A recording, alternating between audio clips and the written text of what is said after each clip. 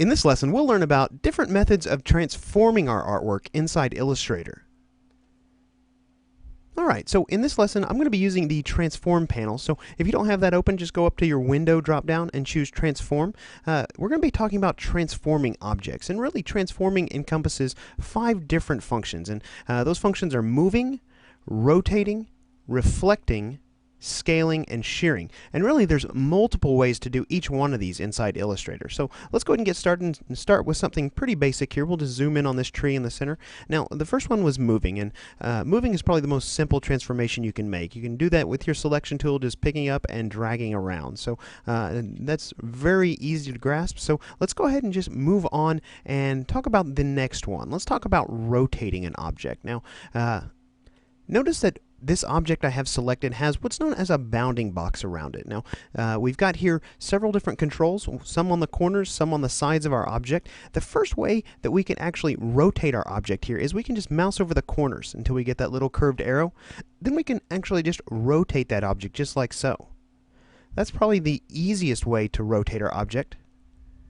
If we glance up here in the Transform panel, there's actually a little slider here, and we can rotate it here by selecting one of the presets here, or we can input a manual entry here into the Rotate field. So we can actually rotate our item here as well. Now keep in mind, if you're using the Transform panel, it's going to base the transformation on the reference point you have selected. So what it's done is it's rotated our object based on this top left reference point. So if we wanted to undo that and select the center one, let's go ahead and adjust that rotation again. You can see here it's basing it on the center now. So keep that in mind for transformations involving the Transform panel here. So let's look at a couple other ways we can rotate. There's actually a Rotate tool in our tool panel.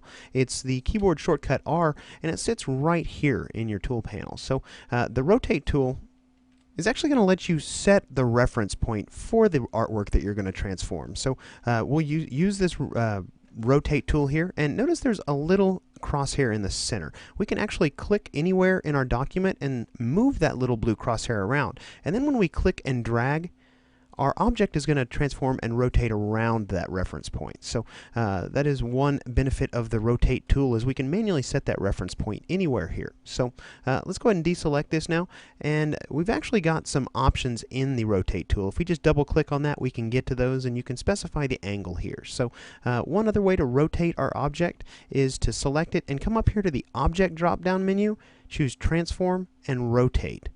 So again, we're going to get a very similar dialog as the one we just looked at by double-clicking on the Rotate tool. Now, one last way that we can actually rotate an object is using the free Transform tool. Now, that tool sits right here in our tool panel. Let me go ahead and select that.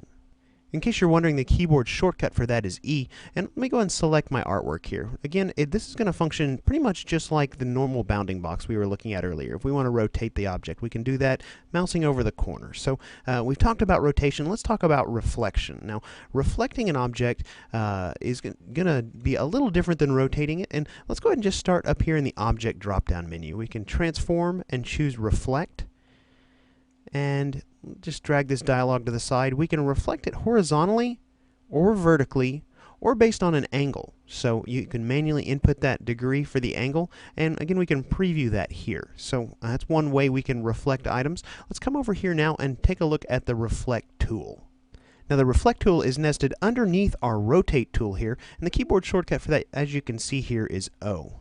So we'll just select that, and let's just zoom in nice and tight here. Now, if I were to hold down my Shift key, so we're constraining this to 45-degree angles, we can just drag across here, and we can reflect our tree. Or we can drag up and down and reflect it vertically. We can do that at a 45-degree angle as well. So if you don't hold down your Shift key, you can do that at any angle. So the Reflect tool is pretty powerful. Again, just another means of reflecting your object. So let's go ahead and undo that here, and let's move on and talk about scaling. Now, scaling is, again, it's kind of like rotating. You can do it a lot of different ways. You can do it by transforming the bounding box here. We can do it uniformly by holding down the Shift key and just stretching one of the corners. We can add the Alt key to that, and we can transform it based on the center of the object. or we can do it non-uniformly, just by stretching either the top control, bottom control, or one of the side controls of our object. Just transforming either the vertical scale or the horizontal scale of the object.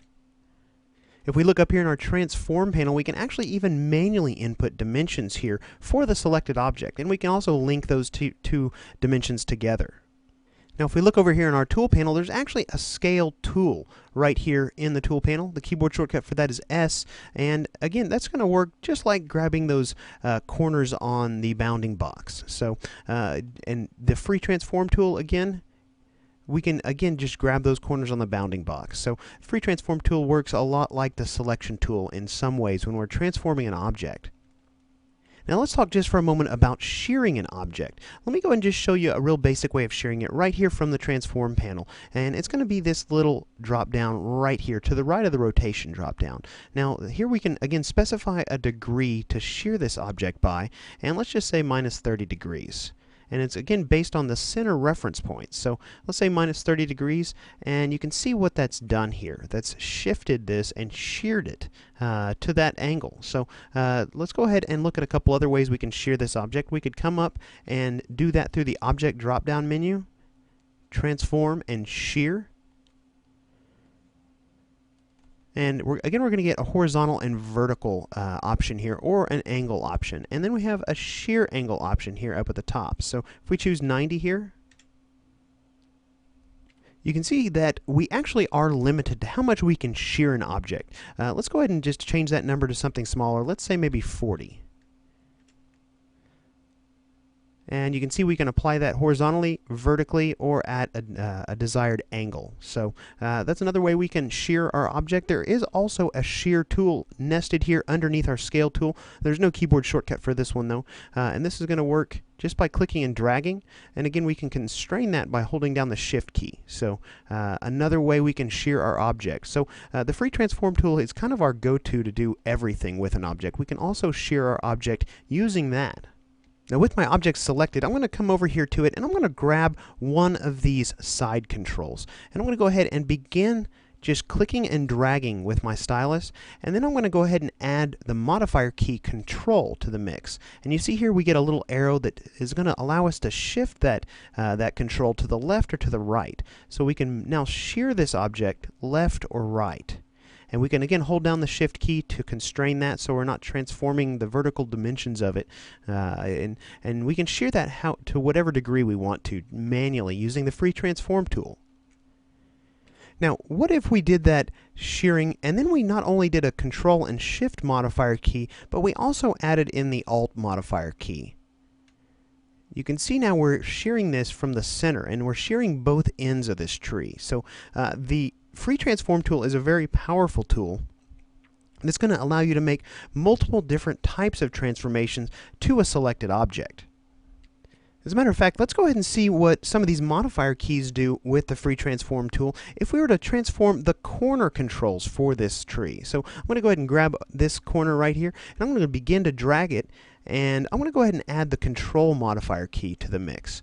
And you can see here that we can drag just this portion of it out, so we're stretching and starting to balloon this right side of the tree. Now if we add the shift key to that, we're going to constrain that so we're not going to move other than in 45-degree angles here. So by adding the alt key to that, we can actually stretch both sides of our tree at the same time. So we can taper it in, or we can actually stretch it out and balloon the top of the tree out. So again, just a very versatile tool for transforming an object, the free transform tool. Now let me go ahead and just show you one other powerful transforming option or tool within Illustrator that's going to allow you to repeat transformations over and over again. And really this can be applied a number of different ways. So let's say we just ballooned the top of this tree out. If we come up here to Object, with the object selected, and choose Transform, let's choose Transform again. The keyboard shortcut for that's Control D. You can see that it's going to repeat the transformation that we just applied and apply that again to that same object. So we can again do a Control D, and we're going to keep transforming that tree in the exact way we did the first time. So the Transform Again option, very, very cool option that's going to allow you to create some really neat transformation effects on objects. Try and think outside the box with that Transform Again option. Maybe you combine that with some interesting copy and paste effects or functions as you're creating an object. So we've talked about transforming. Let's talk about scaling strokes and effects. Now this is something that's pretty important because if you have an object that has a stroke applied to it, let's just go ahead and draw an object here. Let's grab our rectangle tool and just draw a simple rectangle. And let's go ahead and give that a black stroke. Now, I know that I have scaling for strokes and effects currently turned off, so let me grab my selection tool here, and let's go ahead and just transform this and transform the scale of this proportionally here in a uniform fashion. And you can see here that we have stretched that out, but we are still dealing with a 1-point stroke. So that 1-point stroke is staying the same. So if you're enlarging some artwork and you need to actually enlarge a stroke with the artwork, we need to actually tell Illustrator we want to scale that stroke. So the way we can do that is by coming over here and choosing the Scale Strokes and Effects option from the Transform panel.